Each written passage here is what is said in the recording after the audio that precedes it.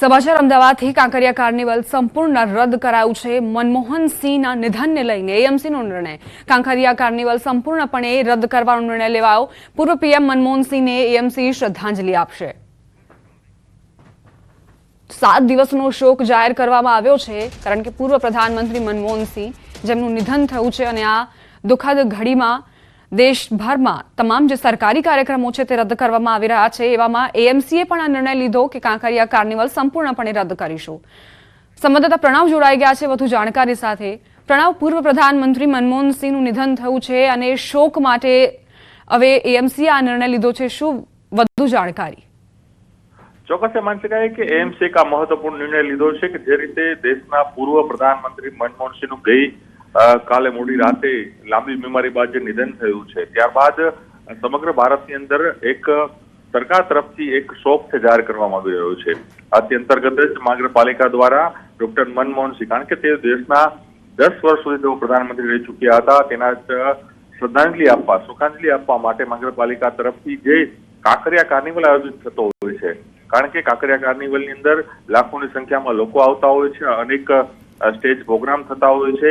એ તમામ જે સ્ટેજ પ્રોગ્રામો છે તે મહાનગરપાલિકા તરફથી હાલ રદ કરી દેવામાં આવ્યા છે, તેને કેન્સલ કરવામાં આવ્યા છે અને એ પણ 31 તારીખ સુધી, એટલે જે કાંકરિયા કાર્નિવલ 25 તારીખે શરૂ થયો હતો અને 31 તારીખ ચાલુ રહેવાનો હતો, પરંતુ હવે એ કાંકરિયા કાર્નિવલમાં આવતા જે પણ મુલાકાત તેને તે મજા નહીં માણી શકે, કારણ કે મહાનગરપાલિકાએ મનમોહન સિંહની શોકાંજલિ આપવા માટે આ મહત્વપૂર્ણ નિર્ણય લીધો છે અને તેના જ કારણે 31 તારીખ સુધી તમામ જે સ્ટેજ કાર્યક્રમો છે, તમામ જે પરફોર્મના કાર્યક્રમો હોય છે, સંગીતના કાર્યક્રમો, તમામ કાર્યક્રમો રદ કરવાની જાહેરાત છે। આખો કાંકરિયા કાર્નિવલ છે તે રદ કરવાની જાહેરાત કરી છે।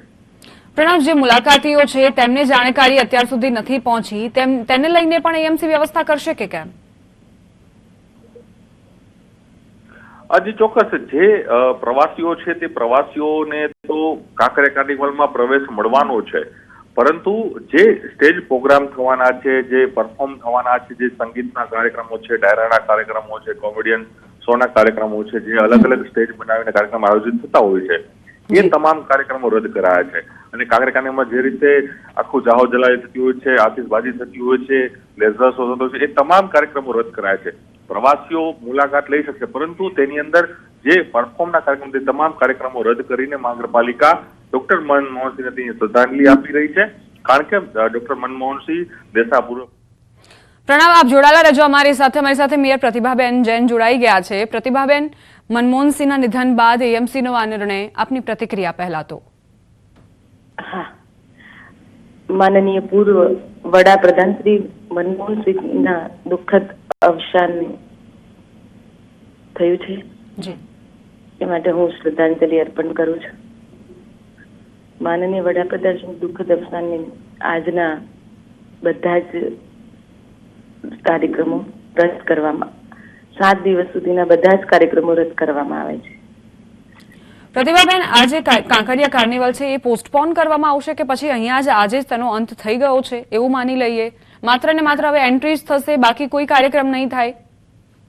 ના, કાંકરિયા કાર્નિવલ 31 તારીખ સુધી રદ કરવામાં આવે છે।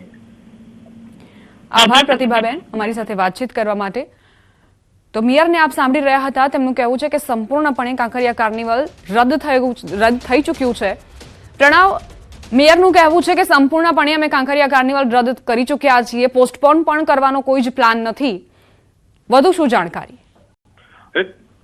એ ચોક્કસ કહી શકાય, કારણ કે પ્રધાનમંત્રી જે રહી ચૂક્યા હતા મનમોહન સિંહ, 10 વર્ષ સુધી તેઓ દેશના પ્રધાનમંત્રી રહ્યા હતા અને ગઈકાલે જ તેઓનું જે નિધન થયું છે અને આજે પણ તેના જે અંતિમ દર્શન માટે દેશના પ્રધાનમંત્રી હોય, ભારતીય જનતા પાર્ટીના તમામ દિગ્ગજ નેતાઓ હોય કે કોંગ્રેસ પાર્ટીના તમામ દિગ્ગજ નેતાઓ। જી પ્રણવ, આભાર પ્રણવ, જાણકારી આપવા માટે। આગળ પણ તમારી પાસેથી અપડેટ્સ લેતા રહીશું।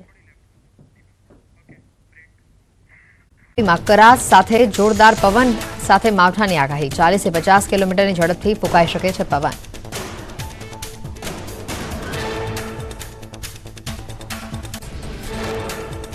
હવામાન વિભાગે પણ ખેડૂતોની ચિંતા વધારી, 2 દિવસે રાજ્યમાં કમોસમી વરસાદની આગાહી, કચ્છ, ઉત્તર અને દક્ષિણ ગુજરાત તેમજ સૌરાષ્ટ્રમાં પડશે કમોસમી વરસાદ, પવન અને ગાજવીજ સાથે વરસાદની શક્યતા।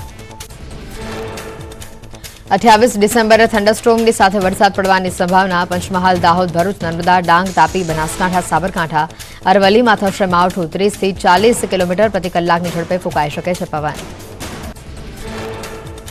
હવામાન નિષ્ણાંત અંબાલાલ પટેલનું અનુમાન. ગુજરાતમાં ડિસેમ્બરના અંતમાં પડશે કમોસમી વરસાદ. ઉત્તર, મધ્ય, દક્ષિણ ગુજરાત તેમજ કચ્છ, સૌરાષ્ટ્રના વિસ્તારોમાં માવઠાની આગાહી. કમોસમી વરસાદના કારણે પાકમાં જીવાત અને ફૂગ સંબંધિત બીમારીઓ પેદા થઈ શકે છે. અંબાલાલ પટેલે પાક સુરક્ષા માટે જંતુનાશક દવાઓનો ઉપયોગ કરવા આપી સલાહ. હવામાન નિષ્ણાંત પરેશ ગોસ્વામી રાજ્યના અનેક જિલ્લાઓમાં તીવ્ર માવઠાની કરી છે આગાહી. અમુક વિસ્તારોમાં ભારે તો અમુક વિસ્તારોમાં સામાન્ય ઝાપટા પડે તેવી સંભાવના. ગુજરાતમાં બેવડી ઋતુનો માર. અમદાવાદના અનેક વિસ્તારોમાં રાત્રે પડ્યો વરસાદ. છૂટાછવાયા વરસાદે કાંકરિયા કાર્નિવલની મજા બગાડી. આજે પણ વરસાદની છે આગાહી. હવામાનની આગાહી વચ્ચે રાજ્યના વાતાવરણમાં આવ્યો પલટો. ભર શિયાળે ઉત્તર અને દક્ષિણ ગુજરાતના અનેક સ્થળો પર કમોસમી વરસાદ. શિયાળુ પાકને નુકસાન થવાની ભીતિ. પાટણના સિદ્ધપુરમાં ભર શિયાળે ખાબક્યો વરસાદ. સિદ્ધપુર, રાજપુર, ખોલવાડા સહિત અનેક વિસ્તારોમાં વરસાદી માહોલ. કમોસમી વરસાદથી રસ્તા પાણી થયા. નવસારી જિલ્લાના વાતાવરણમાં આવ્યો પલટો. હવામાન વિભાગની આગાહી વચ્ચે વાંસદા તાલુકામાં વહેલી સવારે વરસાદી ઝાપટું પડ્યું. કમોસમી વરસાદને લઈને ખેડૂતોની ચિંતા વધે. ધુમ્મસે નવસારીના ખેડૂતોની ચિંતા વધારી. ગણદેવી, ચીખલી, વાંસદા, બેરીમોરા સહિતના વિસ્તારોમાં વાતાવરણ પલટાયું. ધુમ્મસભર્યું વાતાવરણ સર્જાતા રવિ પાકને નુકસાન થવાની ભીતિ.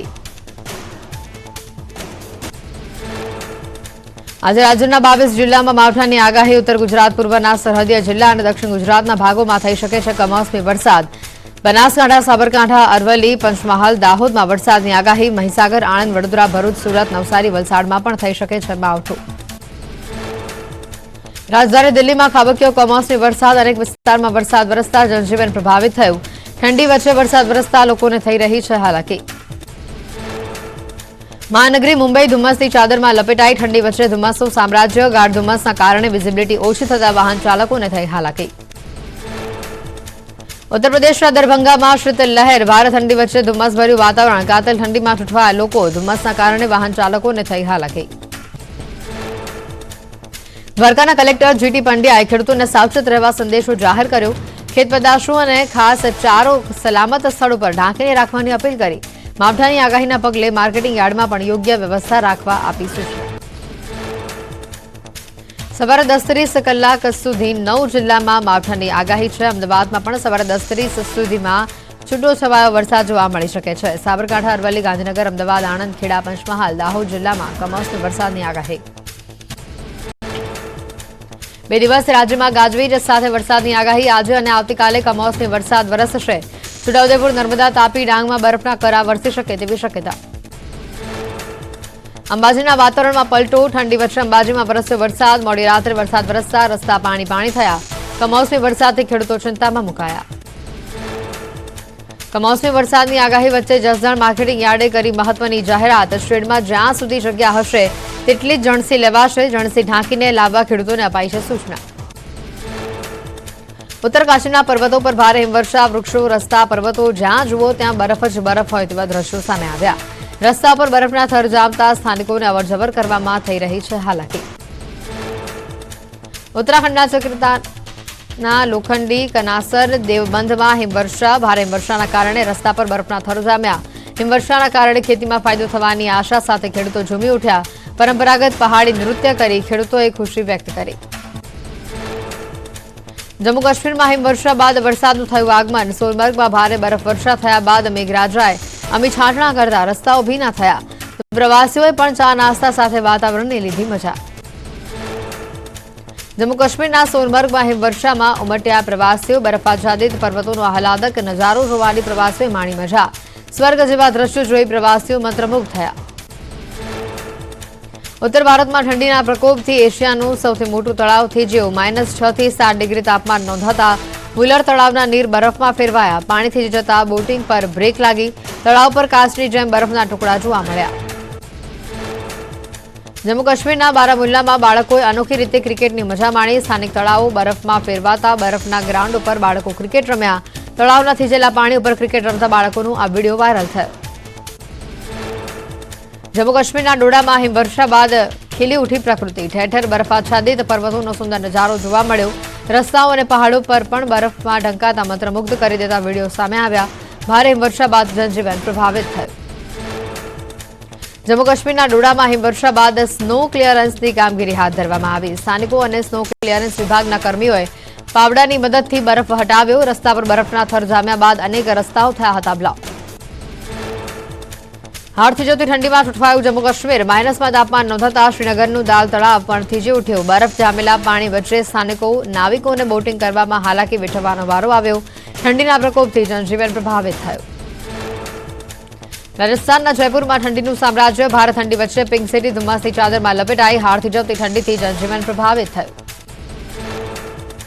પૂર્વ પ્રધાનમંત્રી ડોક્ટર મનમોહન સિંહનું નિધન. ગત રાત્રે તબિયત લથડતા એમ્સમાં દાખલ કરવામાં આવ્યા હતા. 92 વર્ષની ઉંમરે ડોક્ટર મનમોહન સિંહનું નિધન થતા 7 દિવસનો રાષ્ટ્રીય શોક. આજે કેન્દ્ર સરકારના તમામ સરકારી કાર્યક્રમો રદ.